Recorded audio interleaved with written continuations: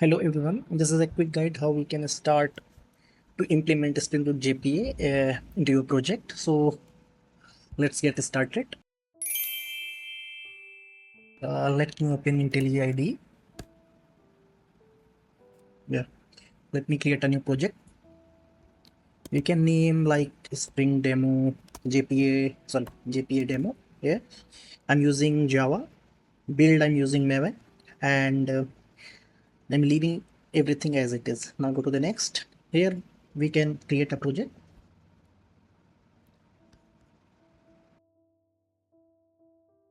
Now if you see, this project is a Spring Boot project, so we need to make it as a Spring Boot web project.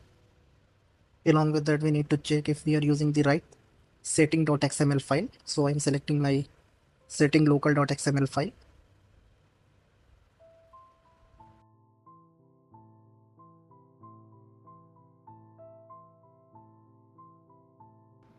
Let me apply. Now let me build the project.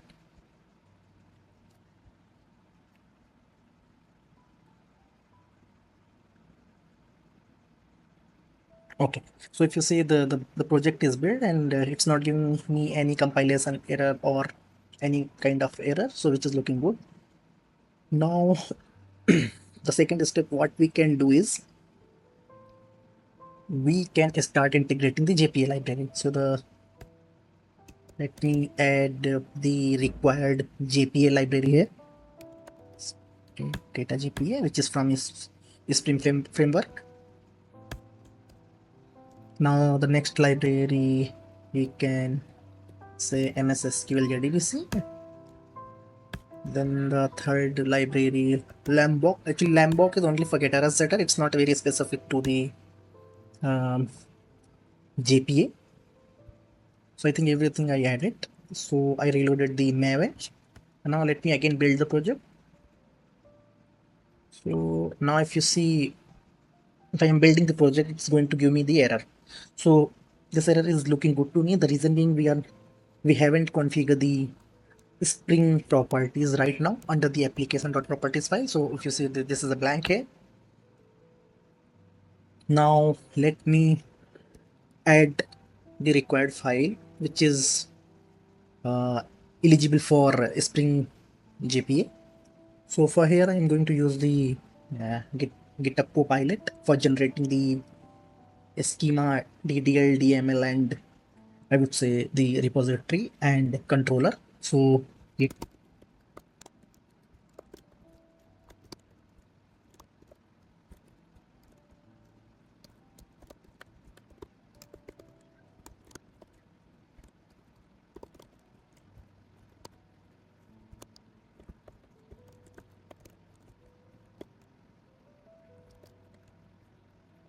anyway, enter.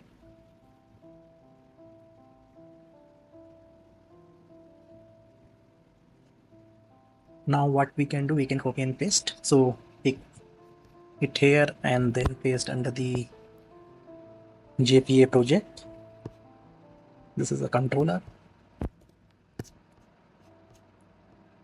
This is a property file. And this is a JPA repository. So you can use JPA repository or CRUD repository, anything. So I am here using CRUD repository, not a JPA one. So now if you see everything is looking good, the controller is also looking good. Insert.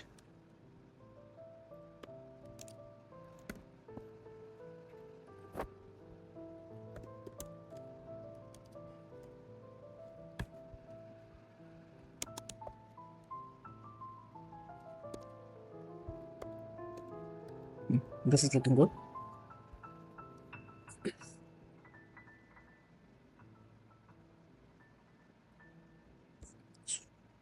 Now let's go to the application.property file. Let's check what are the database and all.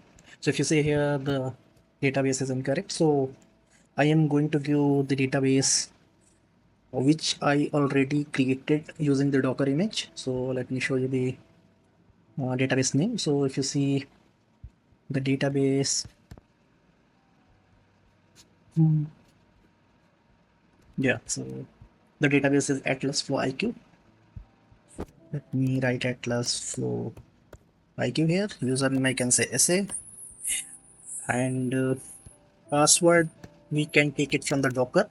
So database.yml. If you see, there's a Docker image of MS SQL. So I'm taking the password because I configured the password something like this. So you can put it in the password section. I think apart from that, everything is looking good. So if you see the line number 9, I am using DDL auto, that is the update. So if the table is not present in the database, what it will do, it will try to create table first and then insert the data. So let me check if the table is present or not in our database. So if you see this is coming as an invalid object name user, so the table is not present. Now let's start the server.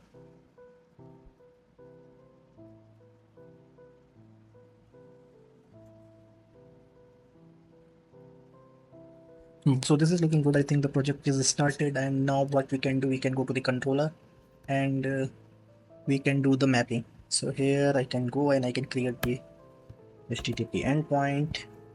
Along with that, if you say HTTP endpoint is having these many things, so what I have to do, I have to create the OJ for it. So what we can do, let me first pin it. Yes, I think it's already giving. So if you see, I'm using the REST client, which is provided by the IntelliJ Ultimate Edition. If you want, you can use Postman or other REST client. In the IntelliJ REST client, if you see, we are having the flexibility. We can generate the random UID, random name, and everything. So that is what I had given. This is a lower bound. This is a upper bound. So I'm creating a number which is between 1 and 100. Similarly, I'm creating a mark which is between 1 and 200, let's say, with the float value. Now I think everything is looking good. Let me put the debug into the controller so that I can get to know it's working fine. Now let's, yeah, so if you see, it's coming here with the proper value.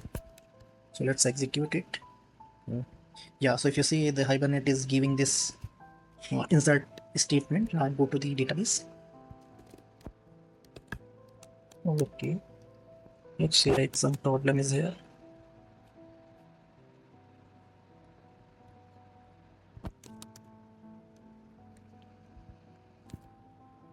Plus flow IQ is there and the password is there.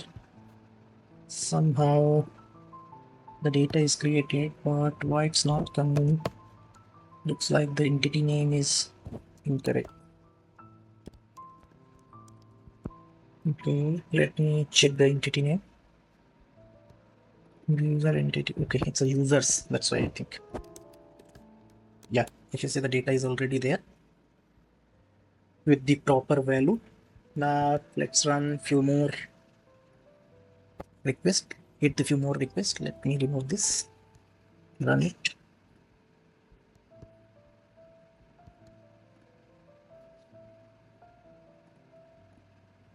So I hit it multiple times. Now go to the controller layer again and let's find out the how many users are there right now. So go to the declaration. So go to this and generate. I think forget this is not required, so we don't need. Yeah, so if you see, so many records are coming, which is also looking good. Go to the controller again. Now generate the rest point for this, and let's say I'm taking this one and I am finding by the ID, let's say, which is a user ID. So see, this is again coming, so which is looking good to me. Now let's again go to the controller. Now let's update the user detail. So for updating the user detail, like you need I think that much information. Along with that, let's say I am saying the body gonna be something like name. I want that name is IntelliJ idea. Let's say what it will do. Yeah. So okay, so this is a put request, so that's why it's making everything as a null. So we have to give everything here as a put. Let me put something like 100, then mark you can say 10 facility 48. Right, see everything is there, so it's updating the data. Let's check it one more time. Yeah, so the data is looking good to me.